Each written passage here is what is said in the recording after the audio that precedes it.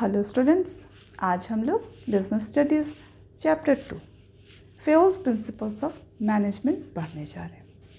फेयोल्स principles of management को ही 14 principles of management के नाम से जाने जाते हैं और इस 14 में से 7 प्रिंसिपल्स को ऑलरेडी हम लोगों ने लास्ट वीडियो में डिस्कस कर लिए हैं और आज हम लोग रेस्ट 7 प्रिंसिपल्स को डिस्कस करेंगे। तो हमारा आज का पॉइंट नंबर 1 यानी 8th नंबर पॉइंट है principle of centralization and decentralisation.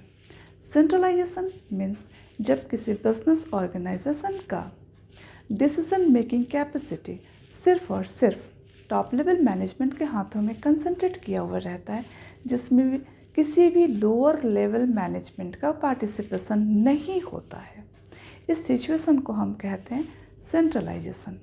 और जस्ट इसके विपरीत अगर किसी बिजनेस में डिसीजन मेकिंग के समय लोअर लेवल मैनेजमेंट का भी पार्टिसिपेशन होता है, वो भी अपना अभिमत को प्रकट कर सकते हैं, तो इस सिचुएशन को हम कहते हैं डिसेंट्रलाइजेशन। बट ऐसा नहीं है, किसी ऑर्गेनाइजेशन में अगर सेंट्रलाइजेशन का पॉलिसी अप्लाई होता है तो ईच एंड एवरी डिपार्टमेंट में सेम रूल्स फॉलो होंगे। मे बी किसी डिपार्टमेंट में सेंट्रलाइजेशन का रूल तो किसी में डिसेंट्रलाइज रूल फॉलो हो। फॉर एग्ज़ाम्पल, अगर किसी डिपार्टमेंट का रिक्वायरमेंट बहुत ज़्यादा कंप्यूटर और इंटरनेट से रिलेटेड है और उसमें अगर यंग जनरेशन का पार्टिसिपेशन बहुत ज़्यादा उपयोगी साबित हो, तो मे बी अदर डिपार्टमेंट्स में सेंट्रलाइजेशन का रूल फॉलो हो और उस डिपार्टमेंट में डिसेंट्रलाइजेशन का रूल फॉलो हो, क्योंकि यहाँ पे यंग जनरेशन का पार्टिसिपेशन को ज़्यादा इम्पॉर्टेंट माना जा रहा है। यानी कि सेंट्रलाइजेशन का मतलब होता है जब पावर टॉप लेवल मैनेजमेंट के हाथ में कंसंट्रेट किया हुआ है, और डिसेंट्रलाइजेशन मीन्स जहाँ पे टॉप लेवल के साथ साथ लोअर लेवल मैनेजमेंट का भी डिसीजन मेकिंग के समय थोड़ा बहुत पार्टिसिपेशन हो। Next, principle of scalar chain. Principle of scalar chain means एक प्रॉपर वे ऑफ कम्युनिकेशन या chain of communication. Proper chain of communication का मतलब होता है कि फेयोल का कहना है जब कभी भी किसी इन्फॉर्मेशन को पास करना है तो उस इन्फॉर्मेशन का एक प्रॉपर चैनल होना ज़रूरी है, ताकि इन्फॉर्मेशन प्रॉपर वे में पहुँचे, इन्फॉर्मेशन के बीच में कोई गैप ना हो, हर किसी को इन्फॉर्मेशन का इक्वल जानकारी हो। यही रीज़न है कि अगर ई किसी इन्फॉर्मेशन को ओ तक पहुँचाना चाहे तो ई को प्रॉपर चैनल के थ्रू ही जाना पड़ेगा। यानी ई डी सी बी ए फिर एल एम एन होते हुए ओ तक पहुंचेगा। यानी इस प्रॉपर चैनल को तय करते हुए ही ई ओ तक पहुंच सकता है, यानी ई का इन्फॉर्मेशन ओ तक पहुंच सकता है। ये प्रॉपर चैनल है, ये होना चाहिए। बट कभी कभी कुछ इम्पॉर्टेंट इन्फॉर्मेशन होते हैं जो जल्दी पहुंचाना होता है, जहाँ पे डिले करना संभव नहीं हो पाता है। ऐसे में अगर ई ओ तक कोई इम्पॉर्टेंट इन्फॉर्मेशन पहुंचाना चाहे तो वो इस प्रॉपर चैनल के थ्रू ना जा करके एक शॉर्टकट रास्ता अपना सकता है, जैसे कि वो ई ओ तक डायरेक्ट अपना कम्युनिकेशन स्थापित कर सकता है। और इसी चीज़ को हम कहते हैं गैंग प्लंक। यानी प्रॉपर वे को छोड़ करके अगर डायरेक्ट शॉर्टकट वे को अपनाया जाए इन्फॉर्मेशन को पहुंचाने के लिए, तो इस स्थिति को कहते हैं हम गैंग प्लंक। नेक्स्ट है principle of order. Principle of order यानी कि किसी भी काम को इंसान मशीन के द्वारा कंप्लीट करते हैं। यानी जब कभी भी इंसान को अपना वर्क करना होता है तो उसे अपना मशीन को प्रॉपर वे में यूज़ करना होता है, जिसके लिए उसको एक प्रॉपर जगह चाहिए। जिस तरह से अगर मुझे कंप्यूटर से कोई काम करना, लैपटॉप से कोई काम करना, तो एटलीस्ट मुझे उस लैपटॉप को रखने के लिए एक प्रॉपर जगह होना चाहिए ताकि मैं अपना काम को अच्छे से कर सकूं। ठीक वैसे ही वर्कर को अपना काम को करने के लिए प्रॉपर प्लेस होना चाहिए और वो जिस चीज़ से अपना काम को कंप्लीट करेगा उस चीज़ का भी एक प्रॉपर प्लेस का होना ज़रूरी है। यानी मटेरियल और मैन दोनों का अपना अपना प्रॉपर जगह होना चाहिए।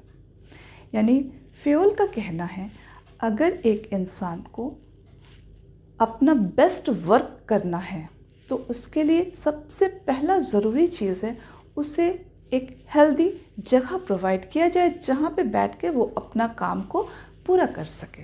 नंबर 2, उसे जो भी मटेरियल्स चाहिए वो भी प्रॉपर वे में उसे उपलब्ध कराया जाए ताकि वो अपना काम को एक्चुअली बेस्ट वे में कंप्लीट कर सके।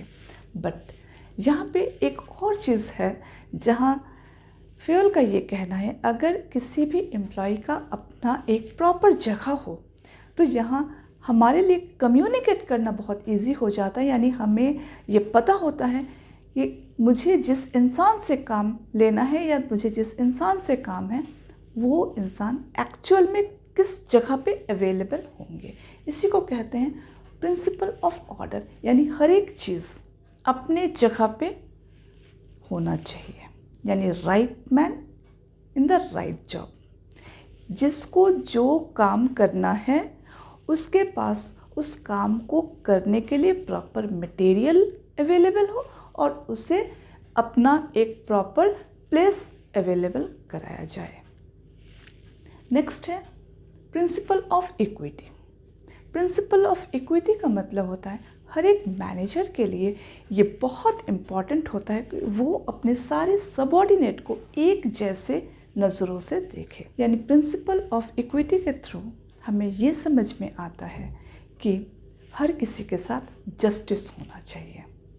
हर किसी को एक जैसे ज़रूरत पे हमें उसका सहायता करना चाहिए, ना कि किसी जेंडर या किसी और चीज़ के लिए हम किसी को ज़्यादा फेवर करें और किसी को कम। ऐसा नहीं होना चाहिए क्योंकि सारे एम्प्लॉयज़ जब इस चीज़ को फिल करेंगे कि सबके लिए एक जैसा वर्क किया जा रहा है तो वो अपना वर्क को और अच्छे तरीके से करेंगे। उनके अंदर किसी के प्रति कोई द्वेष नहीं रहेगा। नेक्स्ट है stability of tenure of personal. यानी किसी भी पर्सनल यानी कि एम्प्लॉयज़ का जो वर्क का टेन्योर है, काम करने का जो गैपिंग है, जितने सालों तक वो काम कर सकते हैं, उसमें स्टेबिलिटी होना चाहिए। यानी वर्कर के बीच में ये डर नहीं होना चाहिए कि पता नहीं उसे कब निकाल दिया जाए।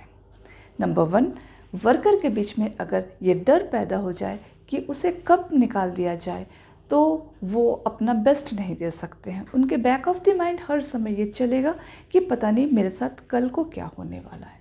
नंबर 2, अगर एम्प्लॉयर या ऑर्गेनाइजेशन के पॉइंट ऑफ व्यू से देखा जाए तो हमें ये समझ में आएगा कि किसी भी ऑर्गेनाइजेशन के लिए ये बहुत ही बुरा प्रभाव पड़ेगा कि यहाँ के एम्प्लॉयज़ को बार बार निकाल दिया जाता है। नेक्स्ट पॉइंट है कि अगर बार बार एम्प्लॉयज़ चेंज होंगे तो इसका मतलब है कि ऑर्गेनाइजेशन अपना स्किल्ड वर्कर को खो देंगे।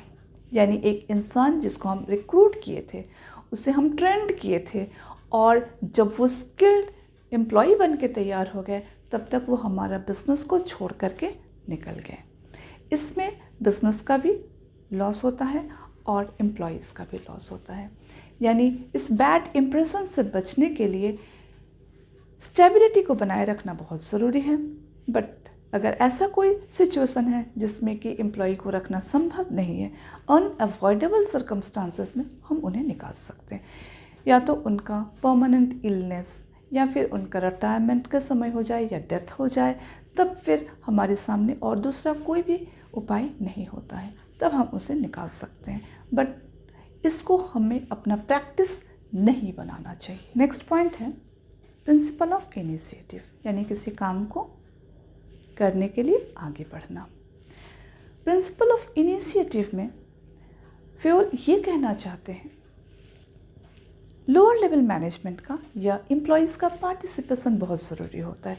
यानी जब एम्प्लॉय किसी भी प्लान में, किसी भी काम में पार्टिसिपेशन करते हैं, यानी कि किसी काम को करने का इनिशिएटिव लेते हैं, आगे बढ़ के उस काम को करते हैं या करना चाहते हैं या करने का इच्छा जता सकते हैं, या फिर मैनेजर के माध्यम से उसे इस चीज़ का इन्फॉर्मेशन प्रोवाइड किया जाता है कि कोई चाहे तो आगे बढ़ के उस काम को कर सकते हैं, तो उससे एम्प्लॉयज़ बहुत सेटिस्फैक्शन फील करते हैं। उनके अंदर एक कॉन्फिडेंस जागता है, उन्हें ऐसा फील होता है कि ये हमारा काम है, ये हमारा ऑर्गेनाइजेशन, ये हम लोग एक साथ मिलकर के एक काम करें, ये हमारा टीम वर्क है, और उसमें वो अपनापन को वो महसूस करते हैं जिससे कि उनका काम का एबिलिटी बहुत बढ़ जाता है, उसे बहुत अच्छा लगता है।